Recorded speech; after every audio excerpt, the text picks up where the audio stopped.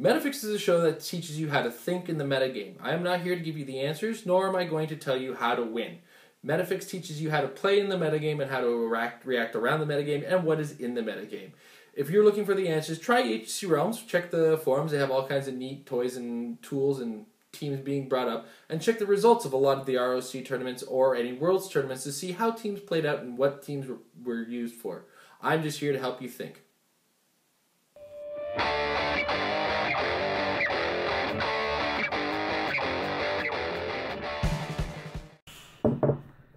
Alright, Avengers Assemble came out, and I've already talked about ID cards, but let's talk about the game, the figures itself from the set that I've had a chance to play with. Now, in a nutshell, the set on its own doesn't play very well against other sets.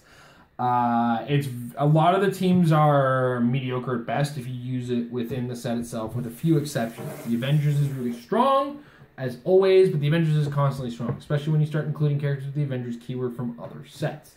What I want to point out as far as this set is concerned is that it is a good set when included with other things as well. And now when I enter this episode, one of the hard things I'm going to have with this episode itself is that a lot of the characters aren't good themselves. They're good in a different situation or an unheard of situation. There's a lot of thinking, a lot more thinking involved in using the Avengers set effectively, as opposed to other sets where they kind of stand out and are obvious. So let's get started in the early portion of the set with Triathlon. Triathlon's a really cool character on his own. He's 60 points, comes with Charge, Flurry as a special movement power, and 3 damage with 11 attack. The right character is going to weep when he gets a smackdown from the 5 charge Triathlon. His Prime, on the other hand, as well, 3D Man. He's also very good with the ability to triple perplex himself only. Now, there's a drawback where he will take a damage, but he comes in at only 90 points, first of all. So that drawback is already made up for in his points. As well, he's got this ability called See a Person's True Form and Intent. Opposing characters within 6 squares in line of fire can't use Shape Change or Stealth. Friendly characters within line of fire may modify their defense values by +2 when targeted by mind control. Now, one of the reasons that that's really good is he ignores hindering and characters for drawing line of fire. That means that if there's a character sitting in a bush who's driving your team nuts, if you get 3D man attacks somebody else and then looks at that guy and says, hey, guess what? You can't use Shape Change or Stealth anymore. Now you've got somebody barreling in on that guy. And at 90 points, you still have 210 points to work with. That could be a lot of guy coming up, not much of a guy. So something to consider as well. Also, never forget that when you're talking about 3 damage, 11 attack, hypersonic with triple perplex, if the character is difficult to hit, you put it all into attack. If the character is difficult to damage, you put a bunch of it into damage and some into attack. Generally, you want to put a fair bit into attack, as getting attacks is one of the trickier parts in the game, because you can't do the damage if you can't hit the attack. That said at length, Hawkeyes are always good.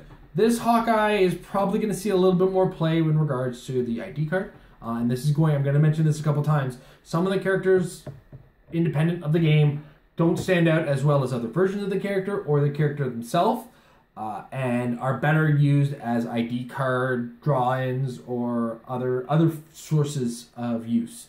So Hawkeye, as much as I always love Hawkeye and a good archer, this one didn't get as much love as the movie ones. And this one's probably relegated best to an ID card, although the movie ones are also probably better as ID card characters, although I'd more likely put them on the board. And now I've talked at length about that. Let's talk about Jarvis and ID cards.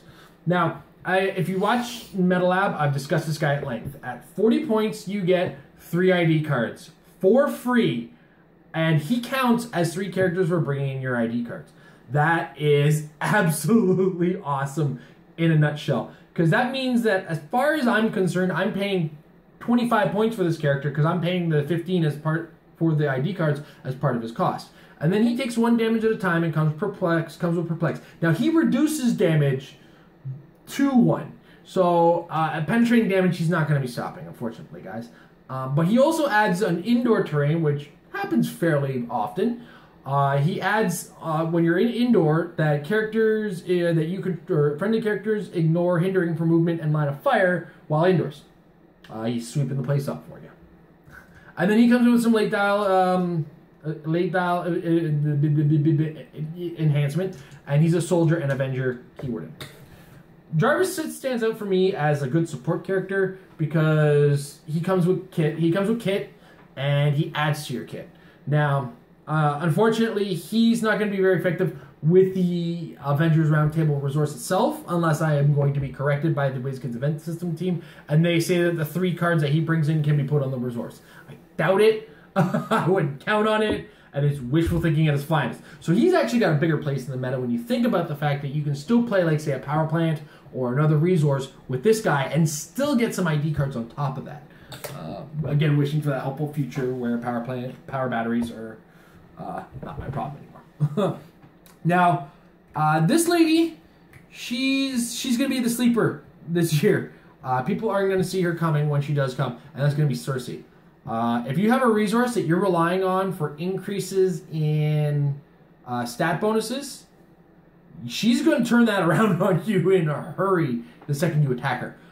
Because any bonuses from a resource, from a character attacking or targeting her, immediately get reversed, or targeted by her, immediately get reversed. So that Book of Skulls plus 2 attack becomes -2 attack. So then all of a sudden it goes from awesome to a detriment. And I've seen that happen with Larfleeze against power batteries before, and it could be a big problem that escalates very terribly, very quickly. So I can see Cersei's place in the game, especially at her 125 point value, coming with some Perplex, some Psychic Blast, some Running Shot, some Invulnerability, and Indomitable. Also can be ID carded in, though the dial that you bring her in on becomes a little sketchy from there. She could be a last second call in.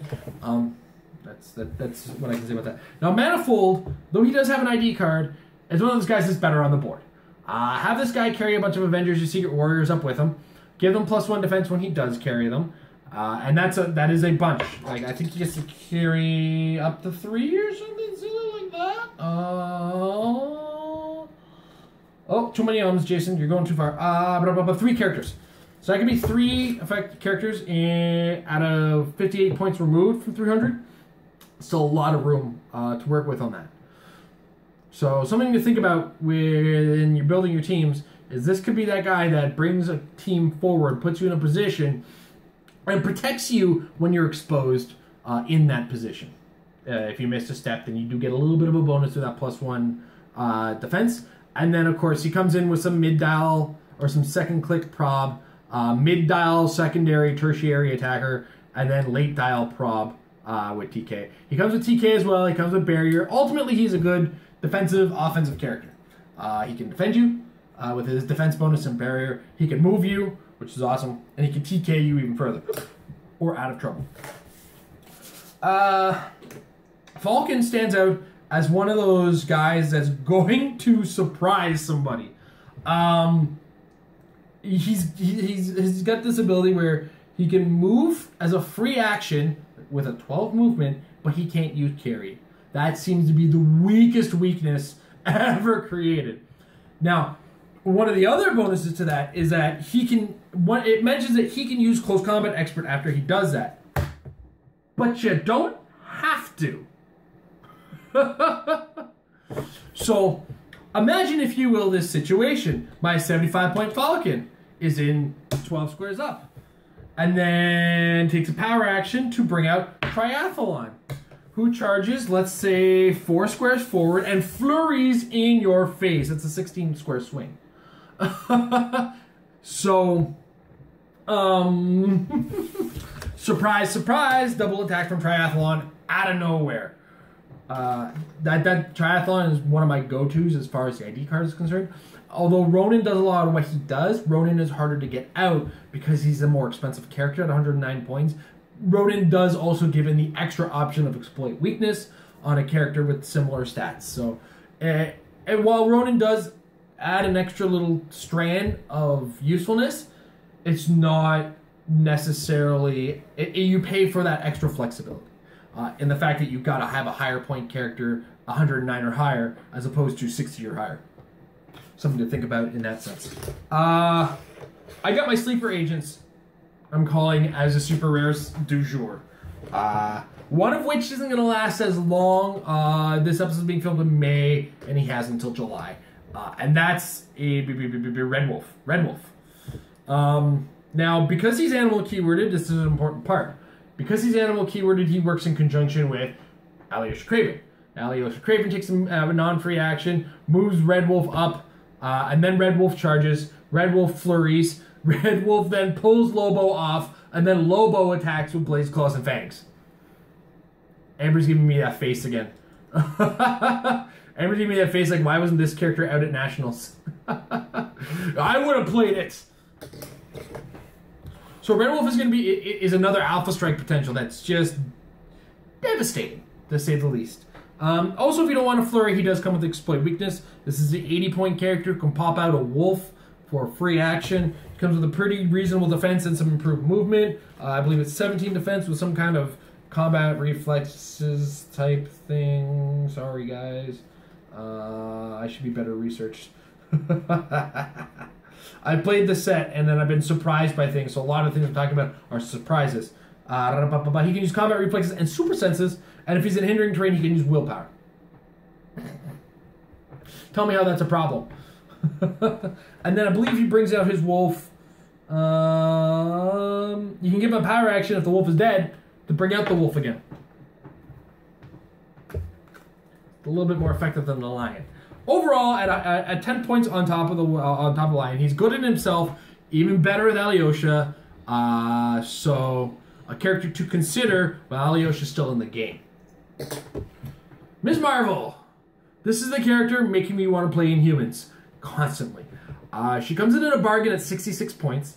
And on the dial, there's no surprises except for a really cool shape change ability where if you roll a 6 with it, she heals 2 clicks. Now, it's the first click you get that on, I want to point out, is also the first click that you can put her back to her top dial. Not a problem if you ask me. She comes with charge, she comes with toughness, she comes with shape change, and then special shape change across her dial. Mid dial gets combat reflexes, late dial gets invulnerable, some flurry, some plasticity. Overall, very cool, very neat, very functional character. As part of the whole. But I want to talk about her awesomeness in her trait. Her trait says, Embiggening. At the beginning of your turn, you may choose 1. Giant size and super strength, tiny size and stealth, or colossal and close combat expert. Ms. Marvel has the chosen combat symbol and the chosen power until your next turn.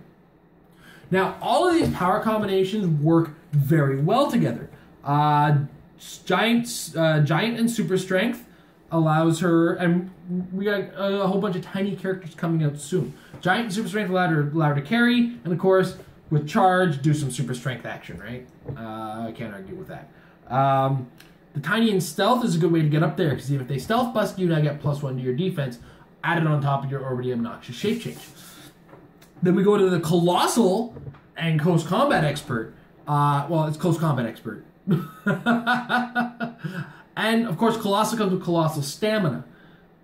So, being a Colossal character, you're double tokened, you need to take another action. Why not do it with Close Combat Expert, am I right?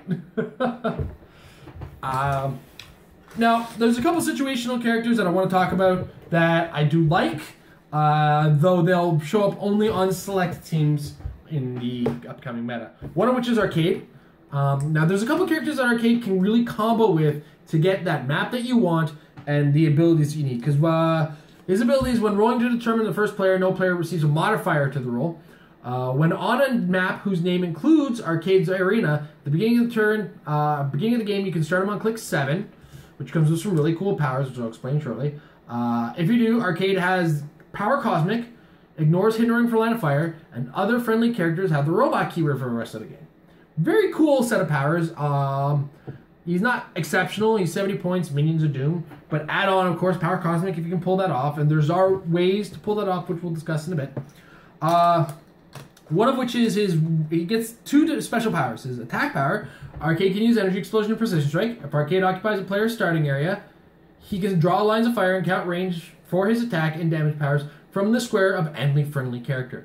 Now, it doesn't say occupies a player's starting area. It doesn't have to be your opponent's starting area. It's just a starting area. So all of a sudden, your characters become his own line of fire. A very neat character to stick out there. Now, only 2 damage, but it does come with Precision Strike and Energy Explosion, which can come through in a nutshell, poking at your opponent from a 70-point character. As well, he comes with a defense power. Arcade ignores poison and all but 1 damage dealt to him from an attack. After Arcade is dealt damage from an opposing character, you may place him in any square within any player's starting area. This power can't be ignored. So you deal 1 damage to him and then he's gone. Now, people are looking at me and going, Jason, how can you even pull that off? What, are you crazy? There's no way you can do this. Yes, there is. There's ways you can force this situation. You can force your opponent into a bad situation or a good situation, or put yourself in a good situation. Now, as a prelude to this, we did, at the time of filming, we've seen the She-Hulk from Age of Ultron as previewed by WizKids. Very cool looking figure, and she lets you re-roll a lost winning dice roll. That's already a very neat effect in itself. She comes in at immediately 75 points at her lowest point value, or you can play her at 130, making 200 points to your team, Arcade and her. I'd aim for the 75-point version if you're really trying to make Arcade work. Or, as another option, there's Nightmare from Amazing Spider-Man while he's still around. Nightmare says if your opponent wins the dice roll and doesn't let you go first, his characters all get -1 to their combat values. Everybody's giving me that face like, yeah, that's a thing. Yep. So Arcade can really be forced to the situation. You get to use that map, and as long as you've built a team around it that can really make effective use of that map, you're talking about a pretty effective character. And last and most mentionable is, of course, Justin Seyfert. As we've heard coming up, Age of Ultron is full of robots. He makes robots awesome. He makes Sentinels amazing. He's 40 points, addable to teams full of robots. He has a Sentinel keyword, so for the love of goodness, make a Sentinel team. Makes it awesome. I do have a conversation about this on the actual Colossal Week that's coming up next week, we promise. In the meantime, guys, that has been my rough idea of some of the characters that are really good in Avengers Assemble. If you think I missed something, or you don't think any of the characters that if you think I'm full of crap, there's a section for that down below called the comment section. By all means, put it down there. I'll try to respond as best I can, as we love you guys. And I also want to take a second to thank you guys for helping us reach over 900 subscribers. We're getting really close to 1,000 already. We're at 930 about the time of filming, and we're really excited to hit that 1,000 mark. It's really, really good news for us and for you guys, as the more and more subscribers and viewers we get, the more and more we can help you guys out with more content, more shows. We are actively in the middle of working on a rules show, which is really exciting news, and I swear I'm going to get it going. In the meantime, if you're looking for a reference point for that show, we are using the free Comic Book Day Quick Start Kit. If your comic store still has them, I believe they're about $5 or $6. Go pick them up. That Captain America and the Iron Man are really good for starting out new players. So keep an eye open for that. It's on our way. In the meantime, guys, never forget, practice makes your team better. Colossal Weeks next week. The opinions and thoughts brought to you in Metafix are not meant for the casual game at the table.